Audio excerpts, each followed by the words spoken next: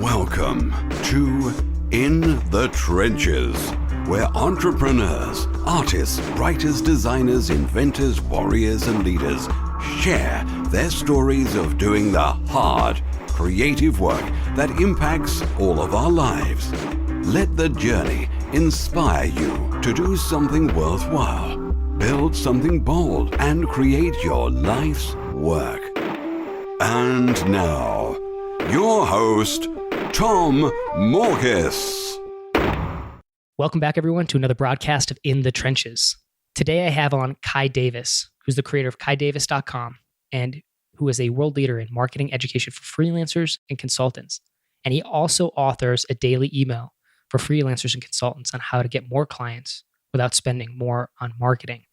Great newsletter. Check it out. We'll talk about where you can get access to that at the end. Well, of course, you can just go to KaiDavis.com, but we'll definitely talk a little bit more about that toward the end. But today, I brought Kai on to talk about this concept of what happens after you graduate freelancing.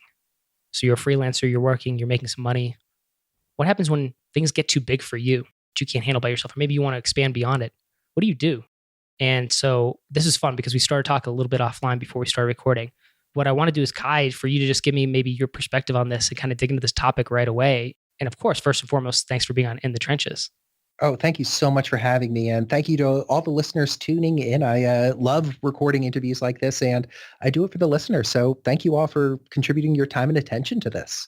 Awesome. Thank you. So what's your take on this? You know, this idea that, because there's probably a lot of freelancers, I think, who experience this. And I'm probably being presumptuous because I know I went through it. So I just assumed that everybody goes through this when they started doing freelance style work and get to a point where it's like too big for them to do by themselves. What happens next? I think it's a huge question. I mean, when we think about sort of growing as a business owner or a freelancer or a consultant, you start off, maybe you're undifferentiated. You don't have positioning. You're selling a service and not selling an outcome or a solution. And over time, your knowledge of business improves. You're charging more. You switch from hourly to value-based pricing, or you've started selling productized services. You level up as a business owner. And a question I've been asking, I've seen people on my email list ask me, my colleagues and friends have been asking me is, what happens next? So let's say you reach the 400 level of freelancing. Where do you go from there? And I started thinking through it and realized there's really three main paths out of freelancing. And I've picked one of them as I've continued to grow one of my businesses past consulting and freelancing. But really, you hit a point where you have a lot of demand coming in, you have a lot of client requests coming in, you have a lot of prospects coming in. And this is a great position to be in. But if you don't want to grow your business into an agency, hiring on multiple people to essentially be mini yous, this will be option number one. You're left with a challenge because demand is outpacing your ability to supply.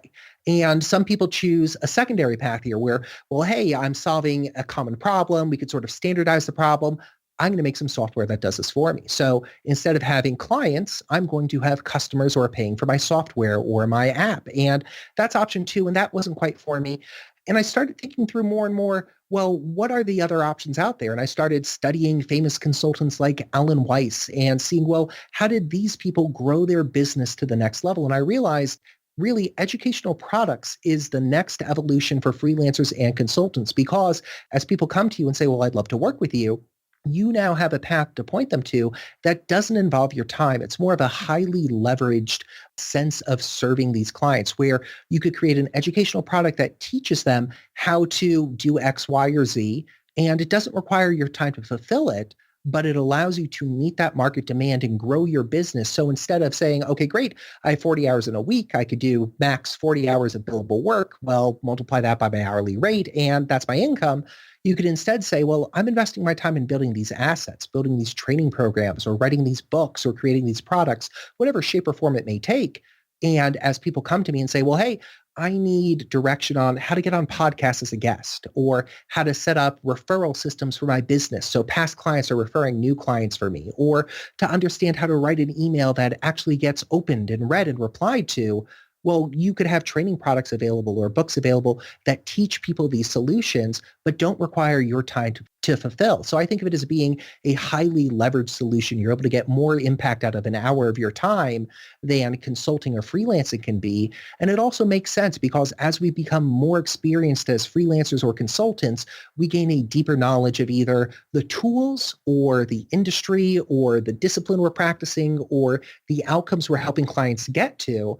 And so we're able to codify that knowledge, turning it into a book or a video program or some sort of training material or a coaching engagement and teach people how to do it. A great case study of this is actually my book, Podcast Outreach, available at podcastoutreach.com.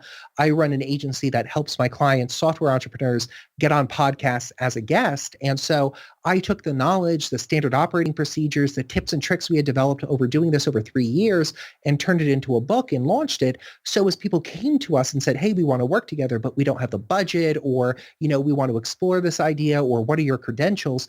I was able to send them along to a copy of my book or send them my book or send them the sales page for the book. And they were able to say, okay, great. I could start with this and implement it myself or train my team or train my assistant on it myself and not work directly with you. So it was a way for me to capture some surplus in the market and serve more people, teach more people, help more people achieve this outcome in their business without it requiring that much more time on my side. So it sounds like, before I jump to conclusions, would you say that maybe there's certain direction that would be ideal? Like it almost sounds like education is the way to go. But are you just kind of putting these three out there? There's no like necessarily better option of those three. Those are just kind of the core three that you can kind of move into. I think those are the core three. I don't know if I think I could pretty convincingly make a strong argument for and against each of those. With a SaaS, you're dealing with churn and you're dealing with software and hey, now you have your web app hacked and need to deal with it. But you also have consistent monthly revenue and low costs in a lot of cases. When it comes to running an agency, well, hey, you have a huge team and they're handling it for you. They're handling sales and fulfillment and you don't have to do the work anymore. But now you have to manage people and human resources and how do you hire people and what if an employee doesn't work out? The negatives of both of those sort of steered me away from them. And I turned to information, educational products because they're easy for me to create. I love writing. I love broadcasting. I love recording video and I love teaching. And so I was attracted to them. The downside is, well, oftentimes it's a one-off sale. Hey, you could buy this book for $35 or $49, not recurring revenue. And sometimes information can become dated within a market. If I wrote about, the ultimate guide to Ruby on Rails 2.0, well, that's not going to be as relevant today as it was back in the day. So there's a need to update or retire products. So between the choice of the three, I lean towards information and educational products as being that next step for consultants and the one I often recommend because I think it requires a lesser amount of work to get started with. Hey, I want to create a book about this topic I know a lot about. Excellent. Great. Write 20,000 words about it. Here's a skeleton to write the book from versus, okay, great. I'm going to start an agency. Well, I have to hire people and now I'm paying these people. So I need to go get more clients or I'm going to start a software company. Well, now we need to build the app and now get customers for it. Even with info products, you need to get people who are going to buy the product, but the upfront time investment could often be lower. You could often change bits of it, make the product fit a different market. So it was more interesting to me and fit more of my skill set. But I know a number of successful freelancers and consultants who graduated to running software companies, who graduated to running agencies and remove themselves from working in the business and now work exclusively on the business. For me and my mentality, I most prefer educational products and information products. It's the easiest for me to grok and the most fun for me to create. Yeah. And I think there's a natural progression to that, maybe to some degree, even before SaaS or an agency. I mean, not necessarily, but it seems like there's a natural progression to that because if you're a freelancer and when I say freelancer, I don't mean like a freelancer who's scouring Upwork for work, so to speak, and kind of getting to that commoditized space. But if you're somebody who's already standing out as a freelancer, you're already branding yourself and positioning yourself in the marketplace as like a go-to freelancer, then chances are you're educating anyway. Mm-hmm. So it's almost like, well, there you go. Like you've probably already been educating if people know about you, at least. And again, that's an assumption, but I feel like time and time again, when I come across great freelancers or people who are referencing freelancers to do certain work for me or for clients that I work with and stuff like that, contractors, usually they have some sort of website. Usually they're doing some sort of education already. So in that regard, they're already kind of taking the first steps into education and into that info product space. Completely agreed. I think when we look at, I often think of like there's a 100, 200, 300, and 400 level freelancing just to parallel it with the course system at American universities where you have the 100 level courses to the 400 level courses and then postgraduate work and graduate work. But a lot of the time, as you become a more advanced consultant or freelancer, you start to work on things that are identical or very similar to the playbook of running an educational product business. I'm going to focus on building my audience. I'm going to go on podcasts and teach people. I'm going to write guest articles. I'm going to publish an article once a week on my site talking about a topic or talking about an issue. All of those translate over perfectly well as marketing assets or marketing vehicles to selling education and information. They are education and information. So by using that same playbook, by essentially evolving the delivery half of your business, I'm going from delivering services to delivering products, but just keeping the marketing side of your business the same or keeping the same playbook in play. Okay, I'm going to go on 4 podcasts a month. I'm going to launch my own podcast. I'm going to blog twice a week. I'm going to work on building my email list. You have that engine running to attract new people and then convert them from saying, who is this person to, oh man, I love their stuff. I can't wait to buy the next thing they release. There's maybe a fourth path as well. And I definitely want to get back into kind of the agency, the SaaS, the education. But a fourth thing I just thought of as you were speaking is another thing. If you actually do achieve a certain level of success as a freelancer, again, to the point where you're kind of looking to grow in some way, shape, or form. So I think that's an important thing. This isn't the context for the failing freelancer, like not that there's anything wrong with failing at things. I mean, obviously, but progressing to that next level, it's not about switching something because you're failing at freelancing, but assuming that you're actually good at what you do, you've been able to deliver for clients, you get results, et cetera, et cetera. The fourth option would be maybe becoming a full-time employee. I don't think there's anything wrong with that. I don't know. Talk me through that. And I guess talk me through that and how you might weigh the pros and cons of these or how you might evaluate these different options. I completely agree on becoming a full-time employee. And I actually think it's not a bad path. And it's actually a good path that a number of freelancers and consultants can take. And a couple ways I think about it is when we think about like the entire narrative of our life, the 70, 80, 90 years we get to be on this planet, if you're a freelancer and then say, well, we're about to have a kid, I need to sock some money away, or the freelancing isn't going as well as it used to, or I want to make a career transition and you end up, going full time and taking a day job somewhere. In no way is that failure. That's just the next chapter in your story. And who knows, that might lead to, oh, hey, as a result of that, I was promoted twice in 3 years and now I'm VP of this division and I absolutely love it. And I think you're absolutely right. Evolving to a full-timer at a company isn't necessarily a bad thing, and it very much is the fourth path. We could contrast it with, okay, so I'm going to temporarily retire my consulting business and focus on growing this software company. 2 years later, oh, the software company didn't go anywhere or it didn't go where we expected. I'm consulting again. How really is that different from I accepted a job, I worked there for 2 years, it was great, and now I'm back to consulting. In each case, it was hitting pause on the consulting and the freelancing and focusing on something else with your time and attention, and then coming back to it. So I completely agree, sort of retiring from consulting either for the long term or the short term and accepting a job somewhere as an employee, it could be a great way to acquire new skills, to sock away money, to level up, to build authority and connections in an industry. I have a colleague who recently accepted an offer at a company in San Francisco, and talking with him about it, he said, yeah, my game plan partially is use the connections I built at this company over the next 2 to 3 years to build my personal network. So when I take those next steps, I have a stronger network. And I think that's the most intelligent way to think about it because he's able now to leverage the connections he makes when he makes that next step in his broader business ambitions.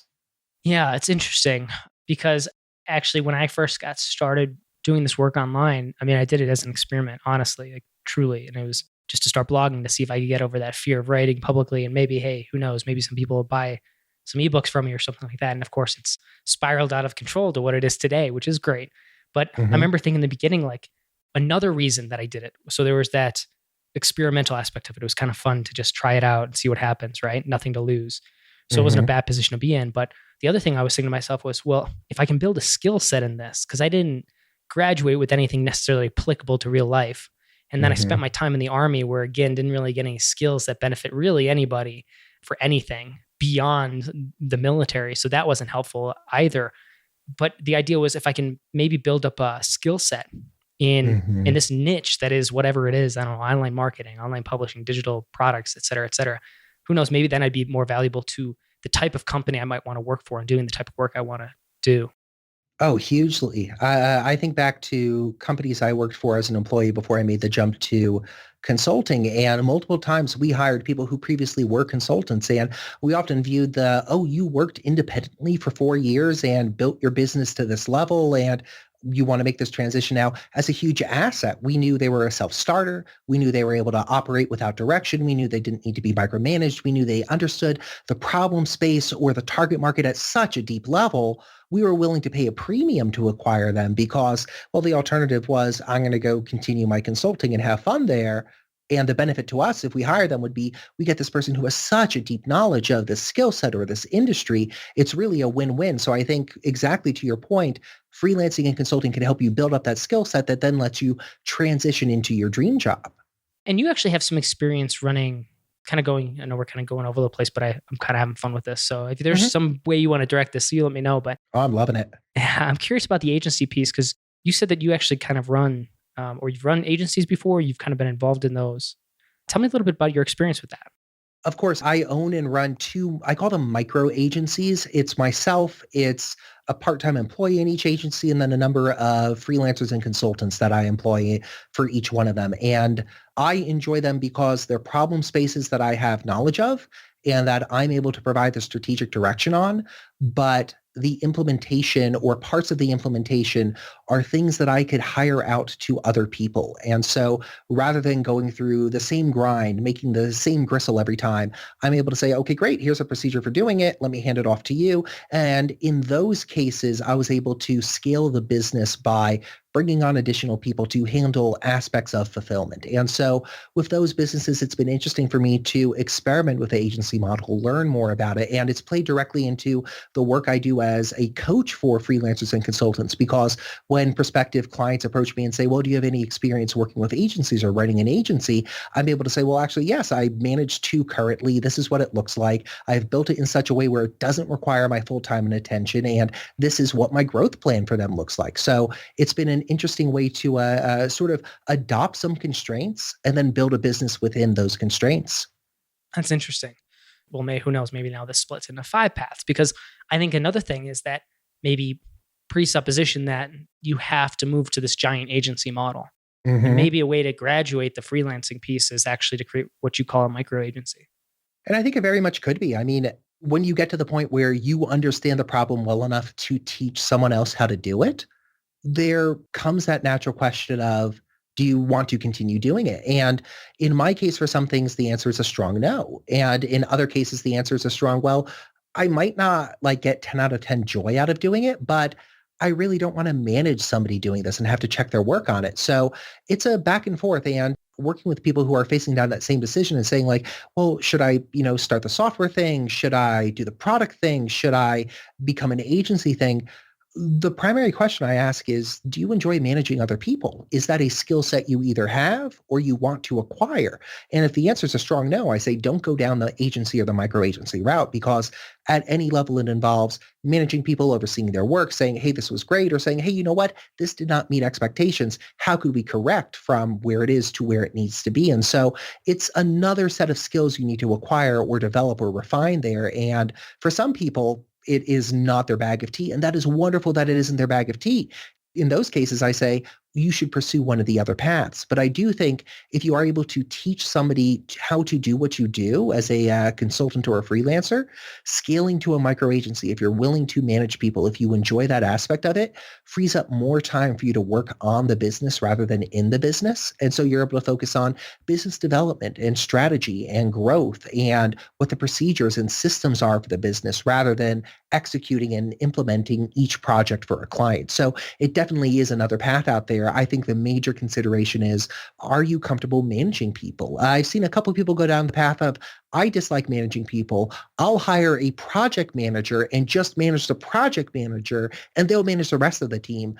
The downside to that can sometimes be, if you don't enjoy managing, you still won't enjoy managing even if it's only one person. And what happens if and when that project manager leaves? So there's some contingencies and concerns there.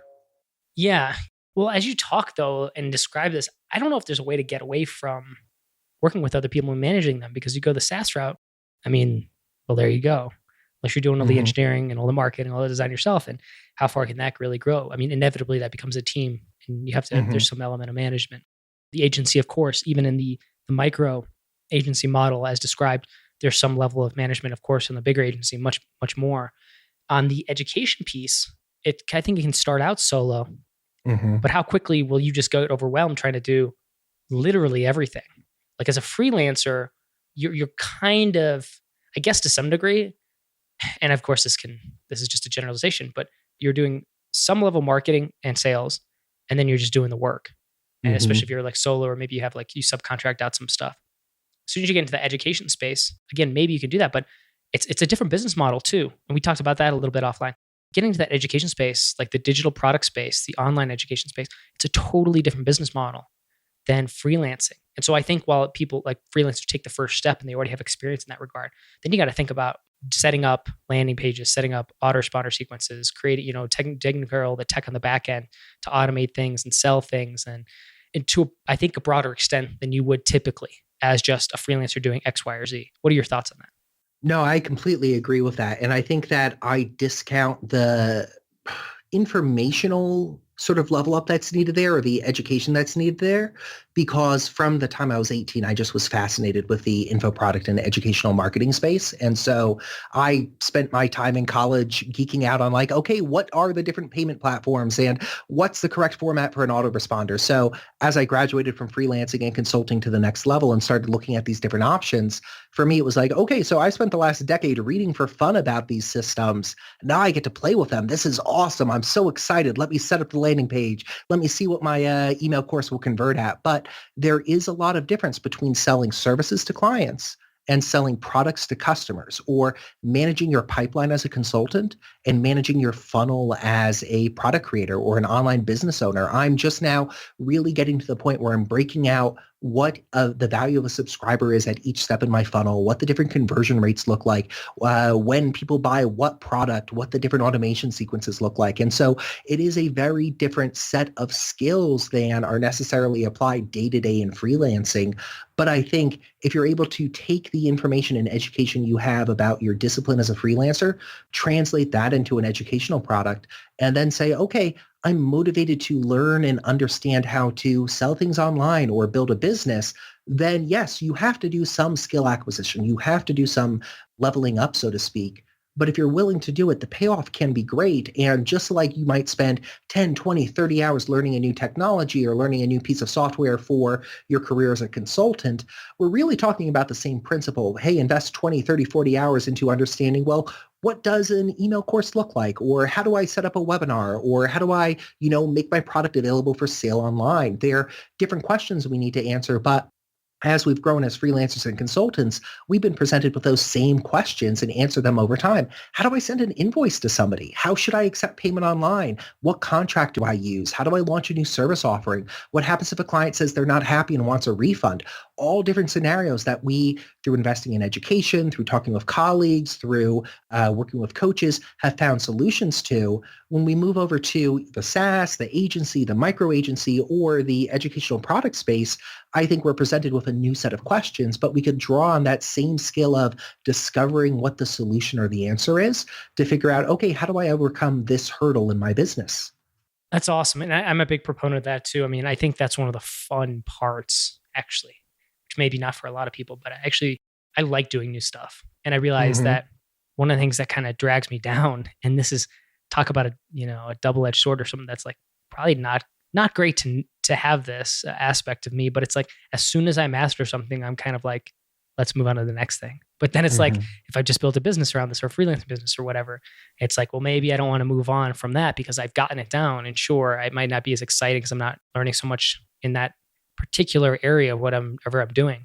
I think it lends itself to the shiny object syndrome, which of course is dangerous. Right. I don't know what to do about it, man. I don't know what people can do about it. What are your thoughts?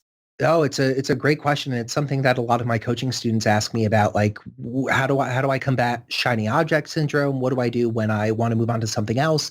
And one question that recently came up, somebody in my newsletter wrote in and asked me about this. How do I know when it's enough? How do I know when I could stop focusing on growth? And I think that really is one of the core questions. And you could reach a point where, you're good enough at a skill, you're acquiring clients, you have a pipeline, and you're like, well, I'm doing the thing's paying money, I'm happy enough, but I'm kind of bored. Should I switch here?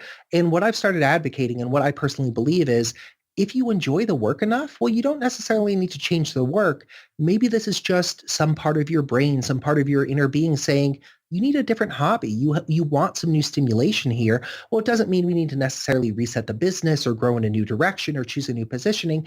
Maybe we pick up paddleboarding. Maybe we pick up whitewater rafting. Maybe we pick up hiking. Maybe we pick up an instrument. Maybe we say, okay, I'm feeling this hunger in me for continued personal and professional development. How can I scratch that itch? Maybe it isn't change the business, but it's pick up a new hobby, launch a side hustle, do something for fun. I have a friend who decided he runs a development agency and he was bored and said, I want to do a new project, but I don't want it to be like a capital P project or a capital B business. So he said, hey, I've always been interested in how people launch a book on Amazon. Let me read a dozen articles about Amazon launch strategies. Let me launch a book on Amazon. Let me see if I could get to number one in my category. And for him, it was a 3-month long fun project that he got to do on the side. And it really scratched that itch for him. He didn't necessarily come out of it with a number one ranking book or tens of thousands of dollars, but he came out of it with the satisfaction and joy of saying, oh, I learned how to do a new thing. Meanwhile, his agency was running along in the background. He was making money. He was serving his clients, but he was able to scratch that inner itch of, well, I want to learn something new. I want to express myself creatively through business or through a project. What should I be doing? And I like steering people in the direction of, well, it could be self-improvement or personal development or professional development, but it doesn't need to alter the business as is. What are your thoughts? Yeah, no, I mean, I'm with you 100%. I mean, I think it's actually a keen insight. So I'm just curious because, yeah, I think I've actually also had calls with, previous clients and both people who I've done like service work for and for launches and things like that. And then also kind of the coaching consulting stuff I'm getting into kind of more recently this year and seeing that and seeing it manifest and seeing people kind of shift directions. And I don't know, it's interesting because I think you're spot on with it. And I think probably one of the things to always, I guess, come back to, and I think you kind of hinted at this, is why are you doing what you're doing? And I think having a good base for that can kind of be the guiding light there. So you don't kind of spin off this planet trying to do every next new thing, because then you just kind of start from scratch again, not completely from scratch because you built up a great skill set. But when you shift too much, I think that's one of the bigger challenges too. And so it's like, instead of like graduating, people are just like, going sideways instead is what I kind of see it manifest as. And I know I say that because I have that tendency and I like have to shut it down to not do that, but to say, hey, no, mastery is good. Can I become the expert in this practice and get to that next level? What are those areas that I can learn? And that's a different thing because I think that's harder type of learning. That's a deeper type of learning. It's not as fun learning, I guess it's like the difference between like, I don't know, listening to a lecture on YouTube and, getting your PhD and writing like a 50-page thesis or something like that. I have not done the latter. It doesn't seem appealing to me at all. I don't know, maybe it is, but I guess it's that level of depth that you take your particular skill set. And then I guess you could find infinite ways to become a master at it. Right, exactly. I mean, I think you could go deep on the skill set like that. And I also think you could go sort of keep the skill set as is. Like, let's say you're a solid B, an 80% of a developer. You do good work, or whatever skill set we want to pick on. You do good work. Your clients are happy more often than not, make good money. And you're searching for that next thing, or what should I be doing? You have this like inner wanderlust, this, I can't remember the word for it. I think it's Sonya, the desire to be doing something other than what you're doing, or this like wish that you were living another life. And I've experienced that numerous times in my life. Like, oh gosh, like, I've been doing this business for 1.5 years or 2 years, for 3 years. What's next? What should I be doing next? And in the last year, by channeling a lot of that anticipatory energy or that want into smaller projects and personal projects, I found I no longer feel that, what am I doing in my business space? But instead, I'm able to apply it in different areas. I go to festivals with friends and I'm working on building a camp. a couple months ago, I started playing Hearthstone online, a collectible card game that's digital. And I was like, hey, can I get to, the top 10% in the world within a month? And I finished the most recent season, I think, in the top 7%. And I'm like, oh, that's awesome. Let's see if next season I could get to 5%. And I'm just able to play around with it on my phone and have fun with it. And same with playing jazz piano as a hobby. I started playing when I was 8 years old. I took about 6 years off and just recently restarted playing again. But it again becomes another way I could focus my time and attention on something that might not be business related, but lets me feel like, ooh, I'm practicing something new. I'm not stuck in the same thing all the time. And so I think like hobby diversification is something that's often not talked about in the business space at all. But if we aren't spending our time outside of business doing things other than business, we're going to get burnt out. And that's going to translate to, oh my God, it's been a year and a half. I've been putting 80 hours a week into this business. I'm done with it. Well, then we start seeing, I think, this churn or this cycling or this suddenly moving sideways. But if you find those hobbies, you might not have that same draw. Not to say you won't, but I think it channels some of that energy in a different direction. So that's interesting, because that's, I think, an interesting kind of point to make. And it was actually kind of one of the things you just mentioned about that idea of like working for so long and that being kind of leading to burnout to some degree, among other things. Okay, so here's a question. We talk about graduating freelancing. I think we covered some of these, and which is an interesting concept of looking at these different business models and what's the right way to go. But here's another question though, too, with that person who is like at that level. Okay, I'm doing well. I'm successful as a freelancer. Maybe I'm going to dip into education. Maybe I'm going to try to grow an agency, or even just maybe, micro agency or something like that. Maybe I will start testing out SaaS. Do you find that one of those three is a requirement to kind of build something that actually prepares you for, I guess, quote unquote, retirement? Because here's a new challenge, right? That it's this, everybody who's in this online space. It's like, have you read the E-Myth? Yes. Yeah. So, and even if you haven't, conceptually, it's just the premise of the book is you should build something that you can eventually sell. And I know I personally haven't done that at all, and I still feel like I'm doing pretty darn good.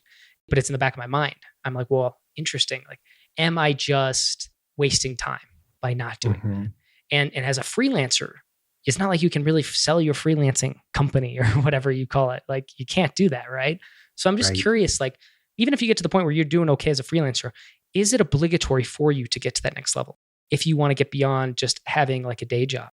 I don't necessarily think it is. I mean, I would very much like to say it is, but the honest truth that I feel inside of me is it is not necessary. And I think it's been a few years since I've read the E-Myth, so I'm digging back in my memory banks here. But I think part of that urge is, well, we want to develop this to sell and have a cash event. And hey, I sold the business I spent 10, 20, 30 years of my life building, and I got this big pile of cash. Do you need to do that? Not necessarily. I mean, are you maxing out your IRA? Are you maxing out your 401k? Are you saving intelligently? If you're looking to sort of retire from freelancing in that sense, I don't know if it necessarily needs to be in the E-Myth style of, hey, I've built this business up and now I'm going to sell it. It could be, oh, you know what? The sexy fun thing I've done for the last 20 years, maxed out my allowable limit for my retirement accounts. And so now I could retire early and I've got this big nest egg of cash that I saved. So I think that could be another path sort of as an exit. And if you're fortunate enough to have built yourself a job you enjoy doing, that's a career where you're independent, where you're able to set your own hours, change direction if you want to, spin up new offerings if you want, and then 30 or 40 years later say, you know what, I've saved a lot of money. I'm going to retire now. That kind of seems pretty dang good. That seems better than a lot of the options on the market right now in terms of jobs. It really does, doesn't it? I mean, I guess you could almost say that the E-Myth is a myth in that regard. Maybe zing. So yeah, that's interesting because I've thought about that too. And it's like, it doesn't feel wrong. But I do wonder, you don't know what you don't know, right? So right. How much is just the blind leading the blind, so to speak, versus, this is an okay decision. It's great. It's actually good. It can be a good route, good path. And I think that last point is a good point of clarification. It's like, what difference would there be between that and essentially being an employee for a company anyway? It's not like you're necessarily more secure in the company as an employee as you are as a freelancer. And I think it seems like you take the weight of the world on your shoulders as a freelancer or consultant a lot because you're, leading the charge, so to speak. And so I guess that can be kind of maybe more emotionally exhausting or draining and maybe lead to this feeling that things aren't as solid foundationally as they really are. because if you've built up maybe any kind of track record, like it's crazy how many people still inquire, like email me. It's because of a referral or because of work they saw me do. And it's crazy how much this is compounded to the point where, man, I haven't spent $1 on advertising, not $1. It's pure referral.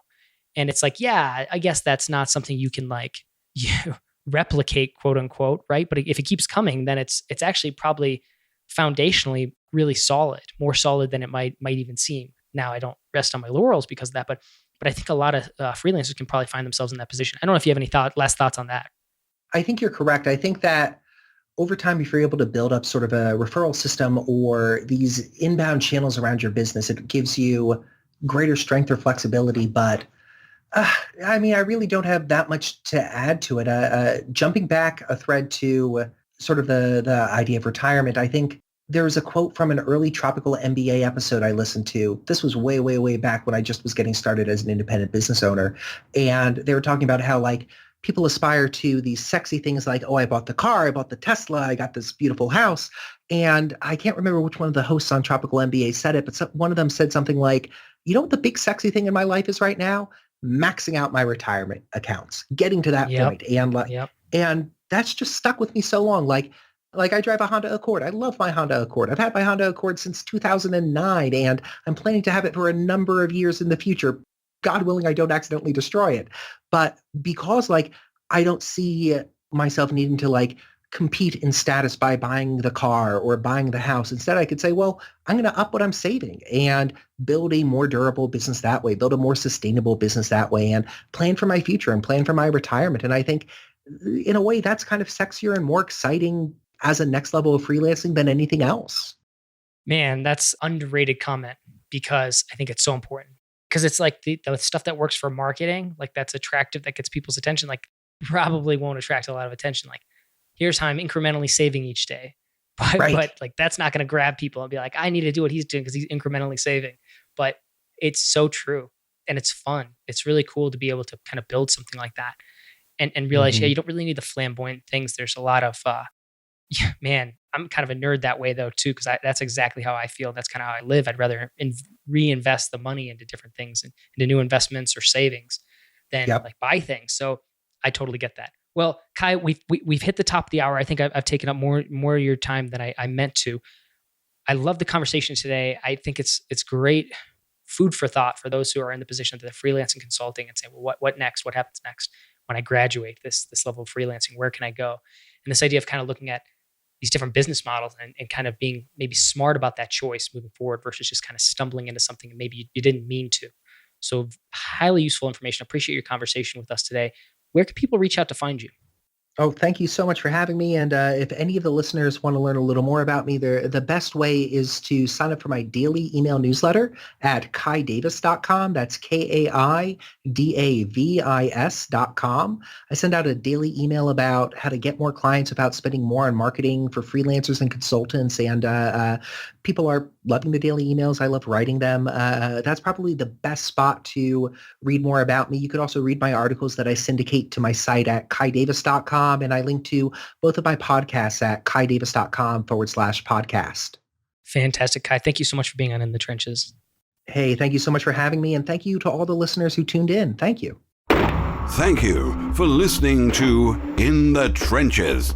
Your creative work doesn't stop here. Join the resistance, the small but growing army of entrepreneurs and artists putting a dent in the world at www.tommorkis.com. Never fight alone. Join the resistance.